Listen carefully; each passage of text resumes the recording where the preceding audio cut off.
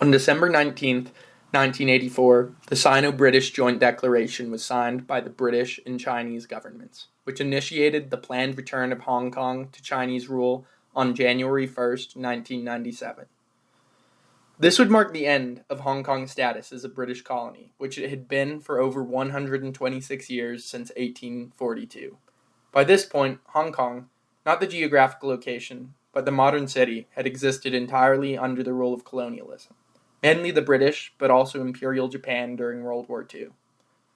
Hong Kong was not China. It was its own liminal nation fueled by commerce, globalism, and diverse cultures. China promised the solution of one state, two systems, but this claim was hard to believe, especially with the occurrence of the Tiananmen Square massacres in 1989, where hundreds or even thousands of Chinese intellectuals and students were killed during a protest in Beijing. At the same time, Hong Kong cinema was at its peak, with directors like Ong Lee, John Woo, Stanley Kwan, and Wong Kar-wai.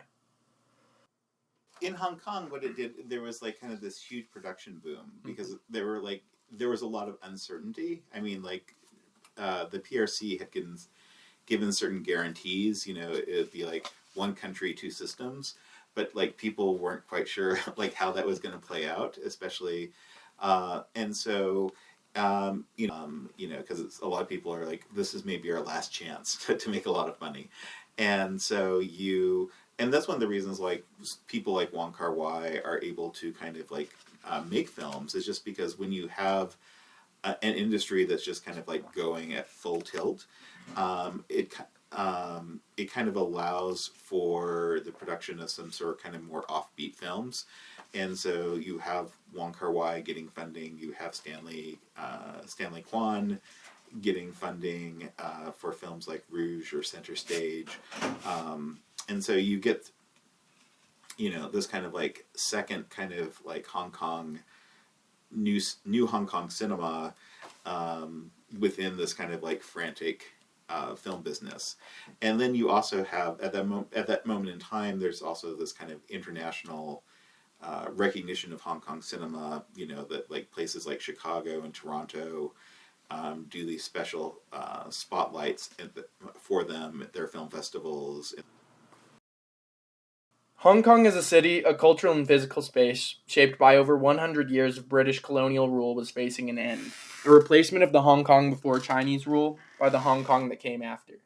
There would be no change to the condition of Hong Kong, as it would continue to be the subject of colonial rule, but the nature of that colonial rule would change.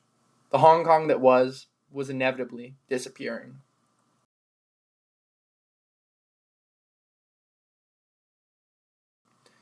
Fallen Angels and Chungking Express are the fourth and fifth films of the Hong Kong director Wong Kar-wai. Originally intended to be a single film, it became two due to time constraints. Chungking Express was conceived, written, and shot while Wong Kar-wai was editing the epic film Ashes of Time. Chungking Express is named after Chungking Mansions, a location which houses a large amount of ethnic minorities in Hong Kong, and Midnight Express, the restaurant where Fei Wong cheerfully dances to California Dreaming 9 separate times in the second half of the film.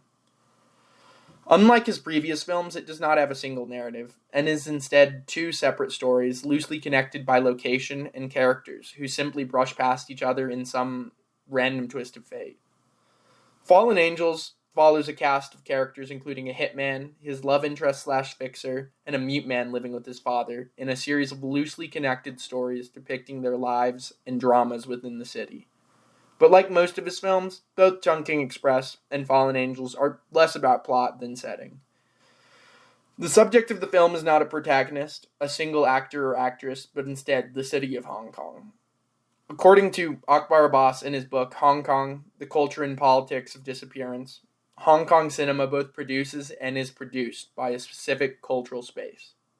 Paradoxically, this also makes the film about its characters, as a city is just as much the buildings, architecture, and space as it is the people who reside within.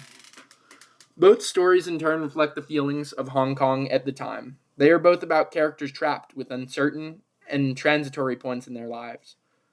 In Chungking Express, we see the budding romance between a cop played by Tony Leung and a server played by Fei Wong. Tony Leung's character has just been dumped by his girlfriend, whose interest has reached an expiration date, leaving him in a hopeless space of romantic uncertainty. Oh my god, not you. Well, anyway, welcome anyway. This is where I live.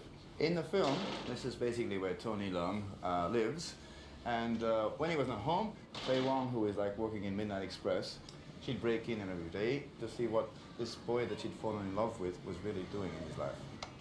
Never let a film crew into your apartment. I lost most of my CDs. I lost my fax machine. The phone never worked again for a year. It was overtaken. In Fallen Angels, we see the deteriorating romance between the hitman and his fixer. The hitman has decided that he no longer wishes to continue this partnership.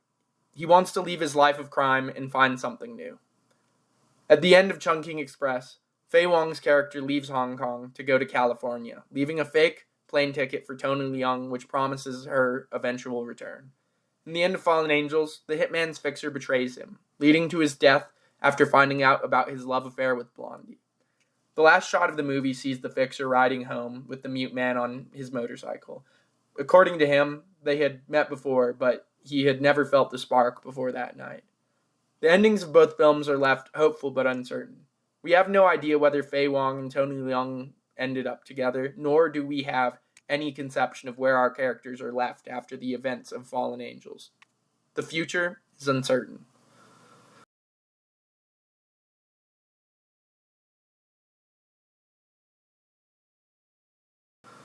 One of Hong Kong's defining features is its neon signs. These are what create the stunning visuals in Wong Kar-wai's films, most notably Fallen Angels. Due to safety concerns and modernization, however, these signs have started to disappear. Signs that have shone their light onto the streets of Hong Kong for decades are being thrown away and dismantled. This has removed one of the most iconic visual features of Hong Kong, an identity it has had for decades. You could see this as a sign that the old Hong Kong is disappearing, but much like when the city was returned to Chinese rule in 1997, the people and the place still remain the same. In his book, Hong Kong, Culture and Politics of Dissappearance, Akbar Abbas contends that, in the first place, disappearance here does not imply no appearance, absence, or lack of presence. It is not even non-recognition. It is more a question of misrecognition, of recognizing a thing as something else. So while Hong Kong's neon signs might be disappearing, this does not mean that the city itself necessarily is.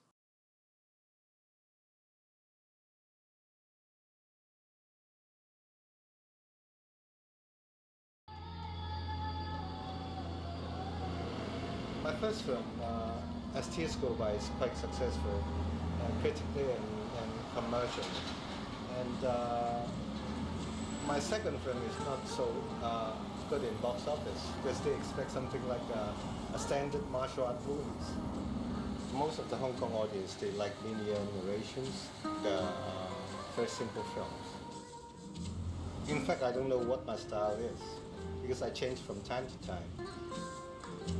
When I was making Chungking Express and Fallen Angels, they said, well, this guy making film very fast. When I was making Days of Being Wild, people said, well, he makes slow films.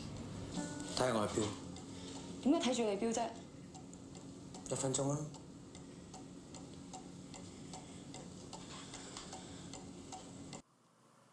Wong Kar-wai's second film, Days of Being Wild, follows a half-Filipino man named Yuddy.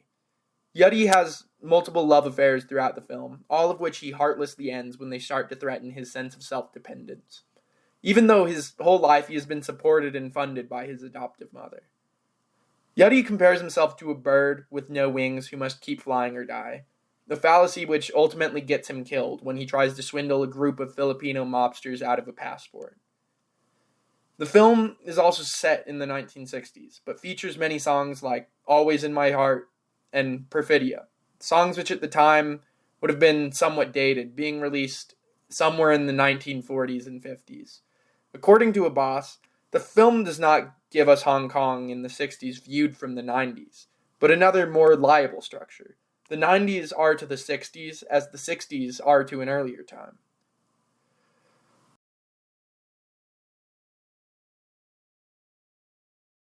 Wong Kar-wai's films are about space. The space of Hong Kong, the city, its people, but at the same time, it's about the relation of space to time.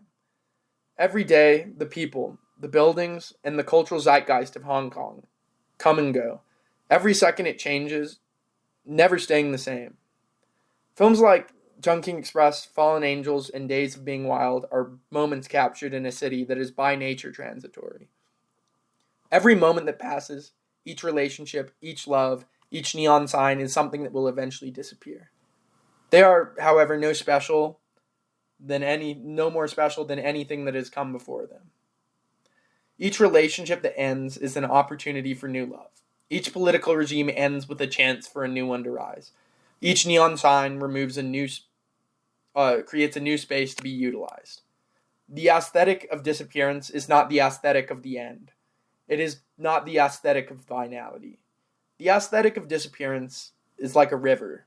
The water within flows, it doesn't cease, yet it never stays the same.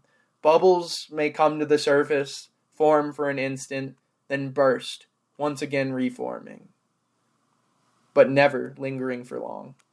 The culture of disappearance is the acceptance of change in the face of uncertainty, and all we can do is hope that the future, which succeeds the present, is better than what came before.